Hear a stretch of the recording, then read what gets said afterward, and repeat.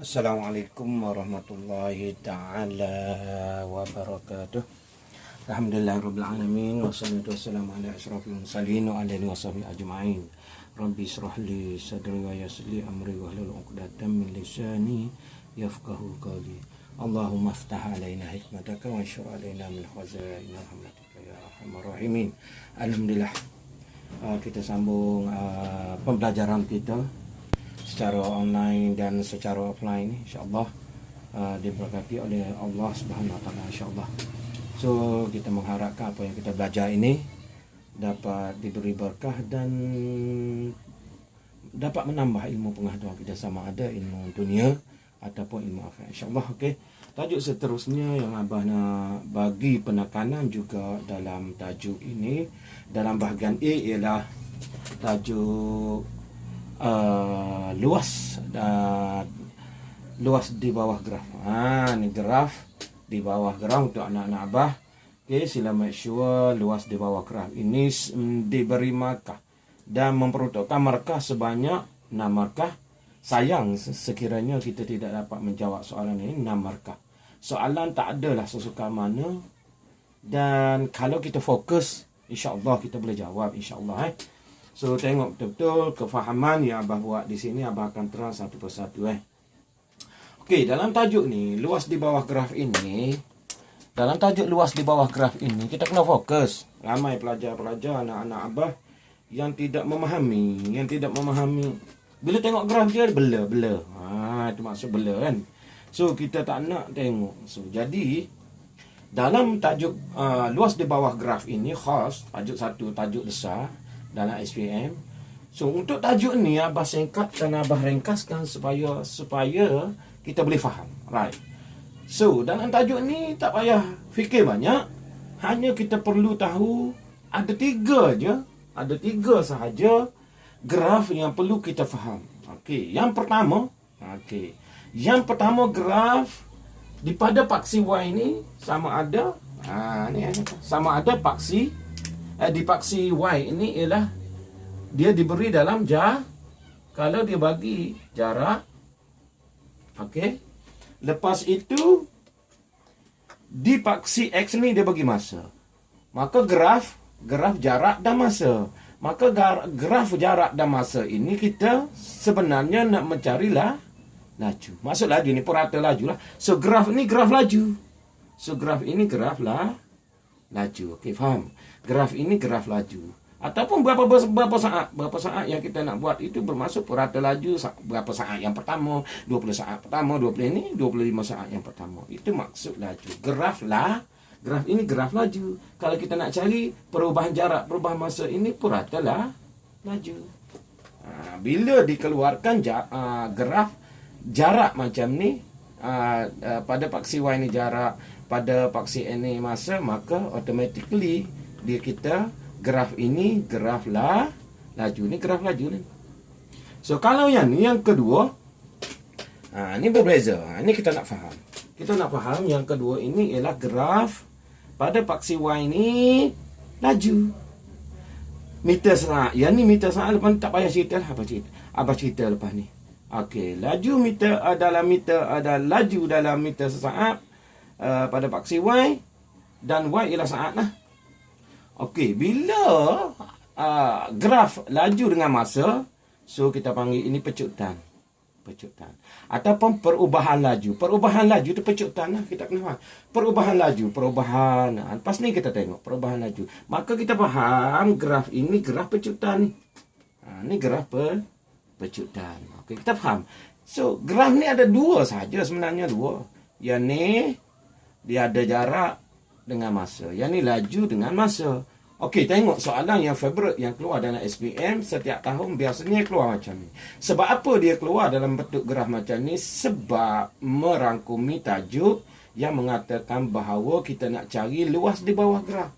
Maka automatically graf laju pecutan ini, graf pecutan ini, perjalanan pecutan ini di bawah graf ini kita panggil luas di bawah graf. Luas di bawah graf inilah yang bermaksud jarak yang dilalui oleh sesuatu zarah ni. Itu berbeza. Kalau bagi jarak, nak cari jarak apalah, sebab dia dah bagi jarak dah. Yang ni dia tak bagi jarak, dia bagi laju dengan masa. So di bawah graf ini kita panggil jumlah jarak yang dilalui oleh zarah. Okey, boleh faham? Okey, itu maksud. Kalau jarak ni dia sudah bagi dah jarak. Yang ni laju sama graf ni. Tu pecutan dua ni je graf. Jarak dengan masa, laju dengan masa. Cuma keadaan abah nak cerita ni pecutan. Ni graf pecutan lah. Ni graf ni pertama, graf ni. Biasanya ada juga SPM tahun lepas yang dia bagi soalan macam ni. Ada, bukan tak ada. Tapi abah lebih fokus kepada ni sebab favorite. Dia lebih suka kepada soalan macam ni. Sebab mengenai tajuk kita luas di bawah graf. Maka di bawah graf itu, yang kita nak cari di bawah graf itu bermaksud jarak yang dilalui oleh suatu zarah. Tak kira lah zarah ni pergerakan-pergerakan yang kecil lah. Misalnya pergerakan semut, itu masuk zarah. Zarah ni benda yang kecil. Kita fokus kepada benda sebenarnya zarah ni tak kisahlah. Kereta ke motor ke kapal terbang, dia panggil zarah, pergerakan zarah. Semua istilah dia panggil pergerakan zarah. Okey, boleh faham setakat tu. Itu untuk pengenalan graf yang kita perlu tahulah. Ni tengok graf tak tahu apa maksud. Tak ada. Graf kita nak sebenarnya dalam tajuk ini kita nak cari apa? Nak cari pecutan je. Pecutan, purata laju. Pecutan yang bergerak sesuatu zarah itu 20 minit pertama. Untuk kita faham biasalah. Macam kita naik kereta 1 jam. 20 minit pertama berapa pecutan kita, 20 minit kedua berapa pecutan kita, dan sehinggalah 1 jam pergerakan. Takkanlah kereta yang kita naik itu kita stay je 60 km. Tak kan. Kadang-kadang jalan jam, kadang-kadang bukit, kita berada di belakang lori. Semua pecutan kita ni berubahlah. Ini cerita ni kita nak kira ni, pecutan kita akan berubah berdasarkan situasi masa dalam perjalanan kita. Banyak kan? Dia banyak halangan di atas jalan raya. Itu yang kita nak bincang sebenarnya. Tak ada benda pun soalan ni. Kalau boleh kita faham, tak ada benda. So nak bagi tahu kepada anak-anak abah sekalian, dalam buku hanya satu sahaja. Dalam buku soalan untuk tajuk ini, ialah satu sahaja. Kalau tengok satu sahaja dia bagi rumus, iaitu purata laju. Maksud purata laju diisi jarak yang dari jumlah jarak lah. Lepas tu masa yang diambil. Okey, maksud purata laju. Okey, itu purata laju. Okey, kita naik kereta selama 1 jam. Okey, kita nak cari purata kita setiap minit berapa kilometer. Itu contoh. Itu masuk purata. Jadi kita naik 1 jam kereta. Kita bergerak, contoh paling mudah abang nak bagi tahu. 1 jam 60 minit kan. 60 minit kita bergerak sejauh 60 km. So purata laju 1 minit 1 km lah. Boleh nampak kan? Boleh nampak perbezaan. Tapi yang tu mudah. Kalau 60 km kita naik 1 jam, okey, 60 minit 60 km. Automatically kita bagi apa? Jumlah jarak 60 bahagi 60 minit tadi. Bagi 60 minit. So 60 bagi 60 dapat 1. Jadi bermaksud jarak 1 km bersamaan 1 minit. Sebenarnya itu je cerita dia dalam graf ini yang kita nak faham. Kadang-kadang kita tengok dia punya bahasa, pelajar-pelajar abah kenal. Dia tengok bahasa tak faham, entah apa-apa nak kira. Tak, jangan memayahkan. Jangan memayahkan soalan ini. Kita hanya berdasarkan graf saja kita tengok, kita kira. So kita pergi kepada nombor 10. Okey. Tengok raja 10 ini graf yang kedua, iaitu graf pecutan. Ini graf pecutan. Graf pecutan kita tengok. Okey. Untuk soalan ni kita baca dulu, Okey, kita baca. Rajah menunjukkan apa? Rajah menunjukkan graf laju masa bagi dua zarah M dan N dalam masa 100 saat. dalam masa ni 100 yang diambil oleh kedua zarah itu sebanyak 100 saat. 100 saat seminit berapa? Seminit lebih kan. Dekat 2 minit. 1 minit 40 saat. Sebab 1 saat 60 saat 1 minit. 60 minit 1 jam kan. Okey. ABC ialah graf laju masa bagi zarah M. So kita tengok graf ini keliru kan. So nak bagi tahu kepada anak abah, graf ABC mana? AB buat dengan ambil pen merah, pen biru tu tak kisah ambil. AB CD ni ialah graf apa? Graf apa? Bagi graf tanda. Dalam buku dia bagi macam tu, kita tanda untuk memudahkan kita je. Untuk memudahkan kita, okey? Dan EFG yang duduk di sini kan? EFG. E yang ni tak kena sebab ni memang tak kena ni. Okay, E sini baik sini dia tak kena ni. Dari ni tak kena ni. EFG ialah graf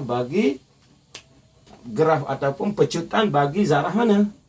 Zarah N. Mana dia? Graf EFN. EFG. Sorry, ni graf N. Senang je lah. Buat macam tu. Di kertas soalan nanti dalam PSA, barulah kita tidak keliru. Tanda je lah, sediakan pen merah tu. Di kertas soalan tak apa kita conteng. Alright. Okay, ialah graf laju masa bagi zarah bagi N. EFG ialah graf laju masa bagi zarah N. Takut bertukar lah. Abang baca 2-3 kali. Right. Habis cerita. So, dalam graf kita nak bincang pasal graf ini, senang saja kita nak baca. So, ini pecutan. Pecutan yang bila graf naik ke atas ini ialah kita faham bahawa graf menaik ini pecutan dia semakin tinggi lah. Daya pecutan semakin tinggi. Okey, yang ni bila graf dia mendatar dengan paksi X, itu bermaksud graf itu, zarah itu bergerak secara seragam. Mungkin kalau kita bahasa mudah, dia bergerak kalau 20 saat, 20 meter sesaat tu, 20, kalau kita naik motor, naik kereta 20 je dekat. Pergerakan kita 20 km sejam. Okey, 20 sehinggalah berapa saat? 40 saat. 60 tak dulu 40 saat. Selama 40 naik. Ataupun graf ini juga kita panggil satu lagi dalam graf jarak. Kalau graf jarak ini mendatar, kita panggil kenderaan itu ataupun zarah itu berhenti. Ada dua konsep mendatar ini. Zarah itu berhenti atau satu lagi graf itu menunjukkan zarah itu bergerak secara seragam. Ini maksud graf mendatar. Naik kembali. Bila naik kembali, itu menunjukkan apa? Menunjukkan dia pecut balik. Sehinggalah saat ke 100. Okey, itu biar faham. Itu adalah pergerakan zarah bagi M. M tak kira zarah M apa, kereta ke motor ke, lantak dia lah. Okey. So, satu lagi graf ialah graf EFG. EFG ialah graf laju masa bagi zarah N ni N kan. So ini kena ingat, ni dia naik daripada 20 saat, 40 saat yang pertama, graf dia menurun. Apa maksud ni?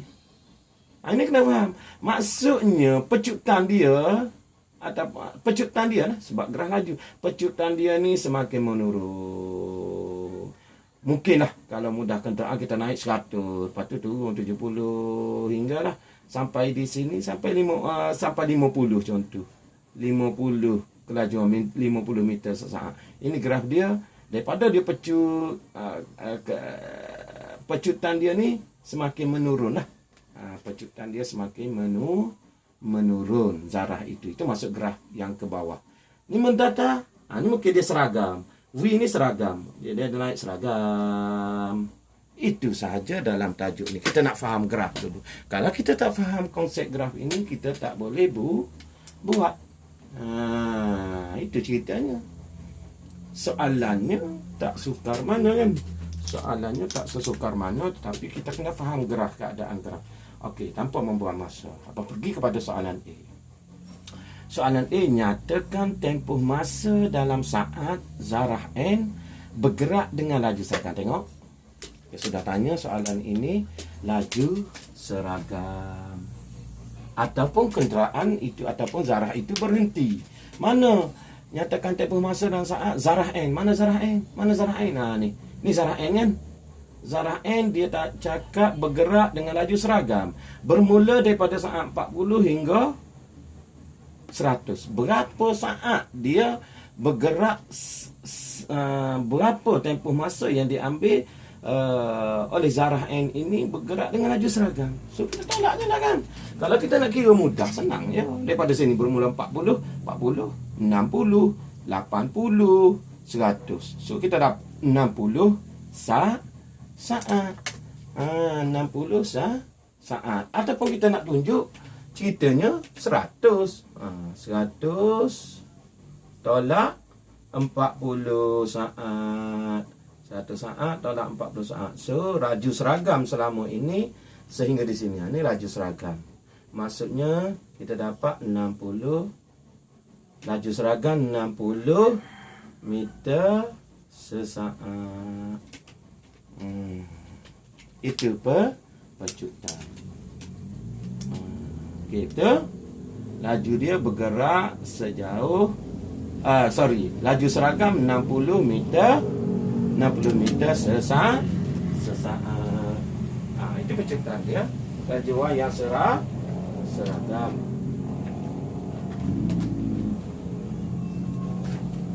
Okey, kita pergi kepada soalan B. Soalan B, kita tengok pada soalan B. Okey, sila baca dulu soalan B tu. Cuba nak tengok kertas ni sekejap.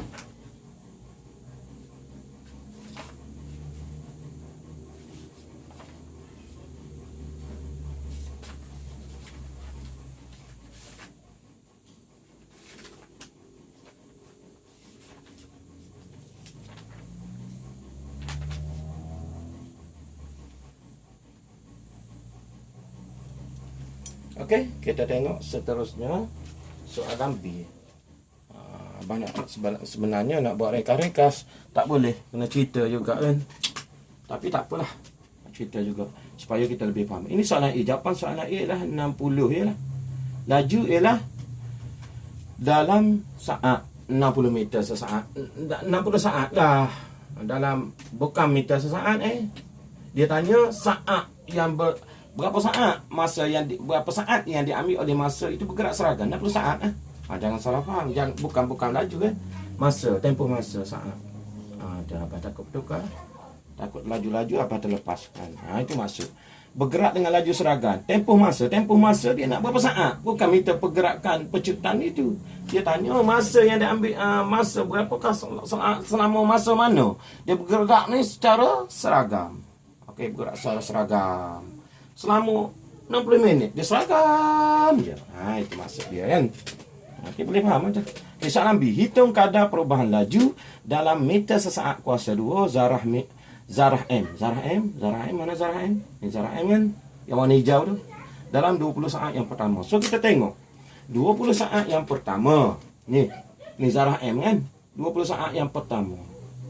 20 saat yang pertama kita tahu hitung kadar perubahan. Kadar perubahan ini kita tengok ni. Perubahan laju bagi perubahan masa pecutan lah.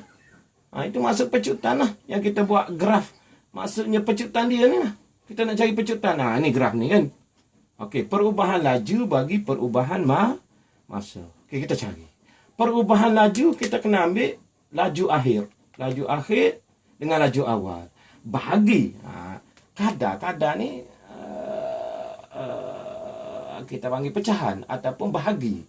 Bila sebut kadar mesti ada berkadaran per. Macam pecahan lah. Kadar-kadar ni pecahan. So, soalan B ni, abang tengok soalan B ni ialah apa soalan B?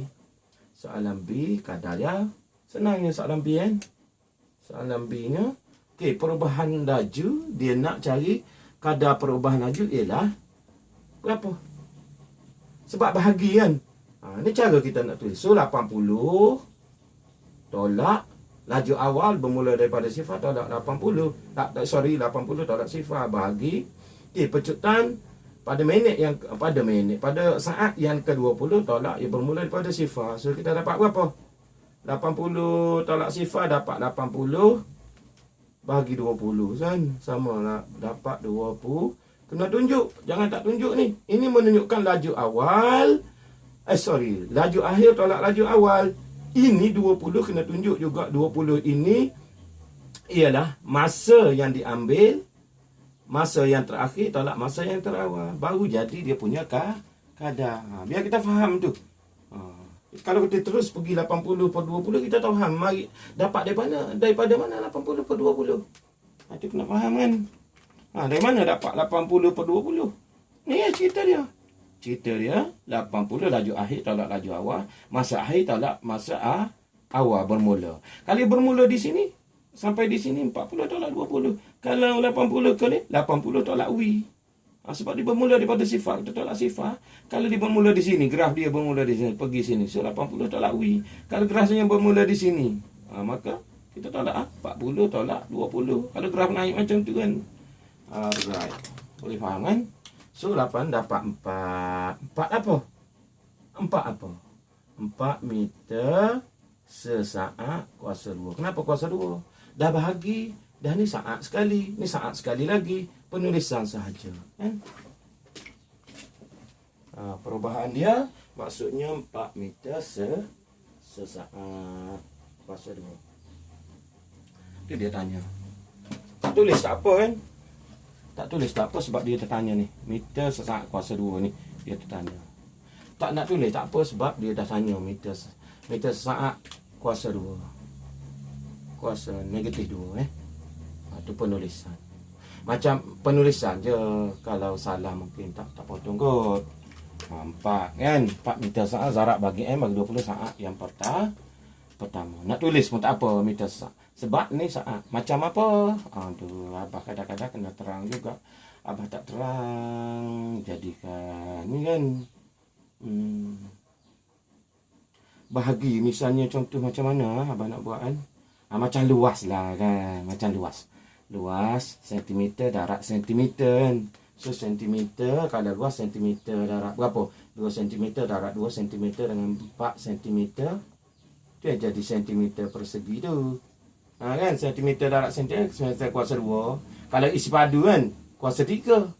Isi padu darab 3 kali sentimeter tu sentimeter kuasa 3 tu. Begitu yang ni darab sekali ni kuasa 1 ni kuasa 1 tu yang jadi kuasa 2 tu.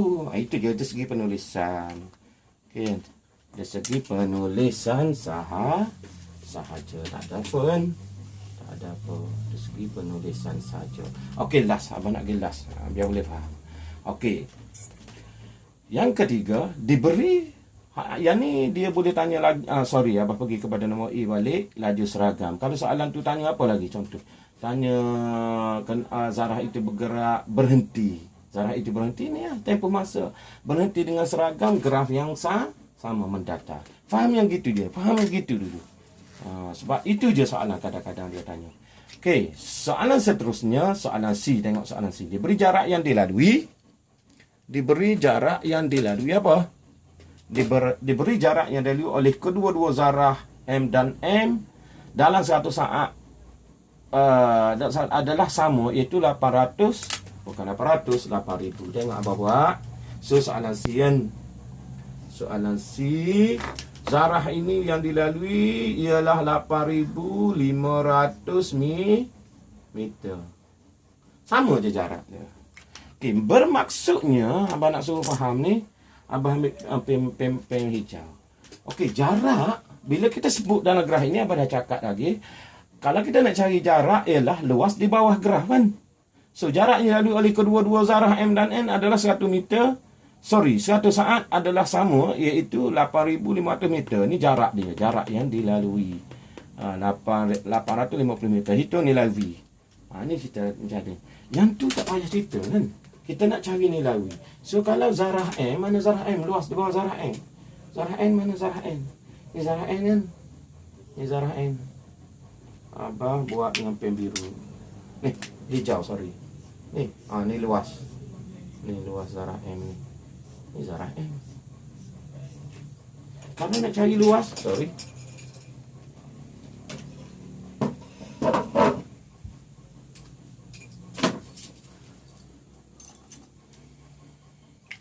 Okey, kalau nak cari luas apa? Luas apa satu lagi? Luas M. Luas M bermula dari mana M? M naik sini. Ni M ni. Dengan marker biru bawah. Ni luas. Luas ni M. Jadi, Abah nak bagi tahu kepada anak-anak Abah. Bila soalan ni tanya V, kita nak pilih luas graf N ke luas graf M, zarah M. So V duduk kat mana? Tu kita kena tackle dia. V duduk kat mana V? V duduk pada tengok V duduk pada graf zarah N. Kan. Tak payahlah kita cari luas zarah M. Dia tak akan jumpa V. So, kita tengok, kalau dua-dua soalan macam ni, kita tengok, ini tengok graf kan, V, sini V. Ni kita tengok ni, V berada pada graf N tu. Maka, automatically Abah nak bagi tahu kepada anak Abah, so tak payah cerita banyak, kita perlu menggunakan apa? Tengok. Kita perlu menggunakan graf N untuk mencari luas di bawah graf. So, ini kita ambil tadi kan. Ini V ni. So, kita cari luas. Luas ni bersamaan dengan 8,500 meter. Kita akan automatically lah kita akan dapat lah. Kita dapat apa? Kita akan dapat nilai V lah. Sebab soalan tu tanya nilai V. So, cerita kita boleh juga. Boleh juga. Yang pertama kita cari. Yang ni pertama. Cari luas segi 3. Tambah dengan luas segi 4. Tambah luas dengan segi 4. Ataupun terus kita ambil luas segi 4. Luas segi 4 ni. Tambah dengan segi 3. Tak kisah mana-mana. Ataupun kita boleh juga ambil ni. Trapezium ni kan. Luas trapezium ni. Lepas tu tambah luas ni. Okey, luas ni tambah dengan luas ni. Sama dengan yang ni. Boleh juga. Ataupun segi 3. Tambah segi 4 ni. Tambah segi 4 dia sama dengan ni. Boleh. Semua boleh. Yang mana satu. Cuma Abah nak tekankan di sini. Nak biasakan dengan pelajar Abah. Abah nak suruh buat yang trapezium ni. Ambil terus trapezium, tambah yang ni. Sebab apa? Sebab ramai pelajar Abah untuk memasukkan formula trapezium pun tak betul kan. Maksudnya nak ambil formula trapezium pun tak betul. So di dalam buku tu, dia dah ada luas trapezium kan. Luas trapezium. Abah nak tunjuk. Abah kena tunjuk biar faham betul-betul. Luas trapezium 1/2 darab hasil tambah sisi selari darat tinggi. Hasil tambah sisi selari darat tinggi. Trapezium. Apa maksud hasil tambah ni? Ada ni kan. Ada luas trapezium. Okey, Abah tunjuk. Okey, Abah tunjuk. Pada buku soalan dia bagi. Okey, contoh. Luas trapezium 1/2 darab apa? 1/2 darab hasil tambah sisi selari. Mana sisi selari? Mana sisi selarinya? Ni sisi selari. Ni sisi hasil tambah sisi selari yang tak sama panjang ni. Yang tak sama panjang. Ni sisi selari. So yang pertama apa? Yang ni panjang 145 kan. Ni sifar ke sini sisi dia 145. Tambah apa ni? Tinggi tambah U. Tambah U. Darat lebar. Ni lebar. Lebar darat 40. Kan? Darat 40. Ataupun kita tak nak ni 40 sebab kita suka nak darat kan. So, Abah ambil balik. So 40 letak depan ni. Tak kisahlah sebab 2 darab 5, 5 darab 2 pun sama. Okey. Ubah sekali lagi. Ubah. Okey, kita tengok 1/2 darab 40. Darab 40 pula. Darab V 1/2 hasil darab V. Betul lah. 40 tambah apa? Tambah pula. Darab lah. Darab. Tambah 145 tambah W. Sama dengan. So kita dapatlah nilai W kan. Cuba tengok. Cuba pula anak abah tengok macam mana nak selesaikan nilai W ni. Cuba tengok macam mana kita nak selesaikan nilai W itu.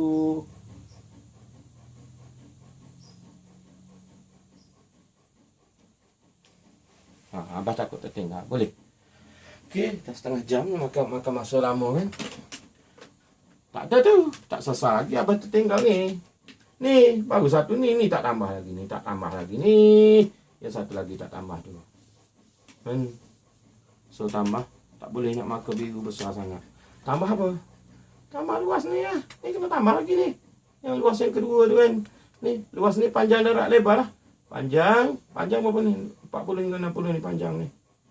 Ni 40, 60, 60, 100 tolak 40. 100 tolak 40 kan. So panjang ini 60 darab lebar. Lebar dia W juga. 60 W lah. 60 darab W. W sama dengan berapa? 8.500 meter. 8.500 meter sama. Selesaikan soalan ini terus dapat. Okey, nak bagi tahu kepada pelajar W sama dengan berapa kan. So yang ni boleh tekan direct soalan ini. Apa nak bagi tahu boleh tekan direct kalkulator, buat kurungan. W ni tukar kepada X ataupun Y, tak kisah. Tukar, buat kurungan, tambah, buat kurungan, tambah, buat kurungan. Okey kan. 1/2 kurungan tambah. Buat kurungan 4 tambah W, tutup kurangan. Tambah. Kita dapat W. Terus jawapan dia kita dapat berapa W tu? Abang tak nak tekan lagi. W ialah 70. Ini cara ringkas untuk kita tekan kalkulator lah. W 70. 70 apa? 70. Cari nilai W. 70 meter sesaat kelajuannya kan. W itu 70 meter sesaat ni. Graf sesaat. Okey, boleh faham? Okey, just tekan kalkulator. Boleh ke tak boleh? Abah cuba dulu. Kalau tak boleh, abah tunjuk satu lagi. Okey, tekan 1/2. Tekan 1/2. Tutup kurungan. Buka kurungan. 40. Tutup kurungan. Buka kurungan balik. 145.